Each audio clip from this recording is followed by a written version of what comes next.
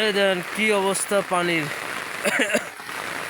চতুর্দিকে পানি পানি আর পানি, পানির অভাব নাই। একদিন বা 3 দিন বৃষ্টি হলেই পানি হয়ে গেছে।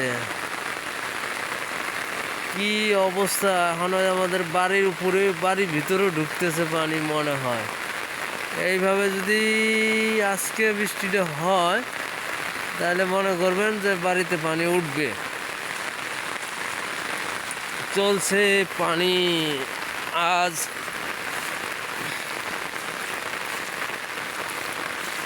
আপনাদের সামনে সামান্য ছোট্ট একটা ভিডিও দিব। ভিডিওটাতে বুঝতে পারবেন যে আমাদের এলাকায় পানিটা কীরকম হয়। এতদিন করলাম বৃষ্টি নাই নাই নাই, এই যে 3 দিন বৃষ্টি হতে কি অবস্থা! এখনও রাস্তা দিয়ে হাঁটা যায় না, পানি হয়ে গেছে।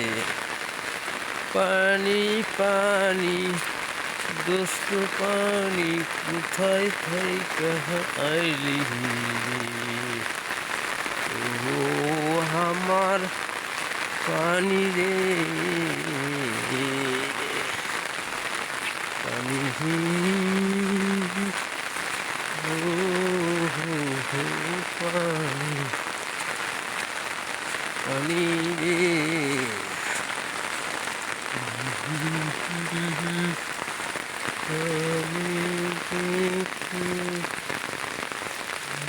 এইভাবে বৃষ্টি হয়ে গেলে পানি বাড়িতে উঠবে এবং নদীর পাড়েতে যাবারই পারলাম না। নদীর পাড়ে গেলে বুঝতে পারতাম। যাব নদীর পাড়ে, সামনে এই নদী আবার সামনে ঘুরে ঘুরে আছে, সেখানে যাব। যাওয়ার পরে দেখবেন পানিটা কীরকম। তারপরে বাজার। আরে দেখেন এই যে রাস্তা, এই রাস্তায় আমি চলাচল করি রাত 1টা 2টা 3টা, অনেক সময় রাত 4টা, এইভাবেই চলাচল করি। আজকে আপনাদের সামনে এই ভিডিওটা দিচ্ছি, পানি দেখে দিচ্ছি। পানি না হলে এতদিন দেয়নি, চতুর্দিকে পানি। আপনারাও বলছেন যে আমাদের এখানে খুব বন্যা হয়েছে, কিন্তু আমরাও দেখাচ্ছি যে আমাদের এখানে কীরকম বন্যাটা হচ্ছে। এইভাবে বৃষ্টি হয়ে গেলে আর কম করে 3-4 ঘন্টা যদি বৃষ্টি হয় তাহলে আমাদের বাড়ি কেন সব বাড়িতে পানি উঠবে। 17 সালে একটা বন্যা হয়েছিল, এরপর আর বন্যা হয়নি। আবার এই 25 সালে এসে বন্যাটা হচ্ছে।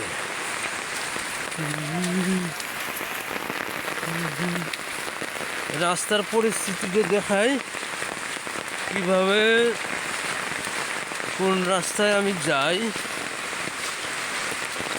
আপনাদের সাথে যে আমি রাস্তা দিয়ে হাঁটি আর কমেন্ট করি, আপনারা বুঝতে পারবেন যে আমি কতটুক কষ্ট করে আপনাদের সাথে কমেন্ট করি। সেজন্য আপনাদের কাছে আমার অনুরোধ, আপনারা আমার সাথে একটু থাকবেন, তাহলে হয়তো আমিও একটু আগাতে পারবো। এইসব রাস্তা দিয়ে শীতের দিনে চলাচল করা একটু ভালো হয়। তো এখন যে সাময়িক কষ্ট, এটা কোনো কষ্ট না, এই কষ্ট মনে করি না। এই যে রাস্তার ওই অবস্থা, মুই আপনাদের কাছে তুলে ধরলাম।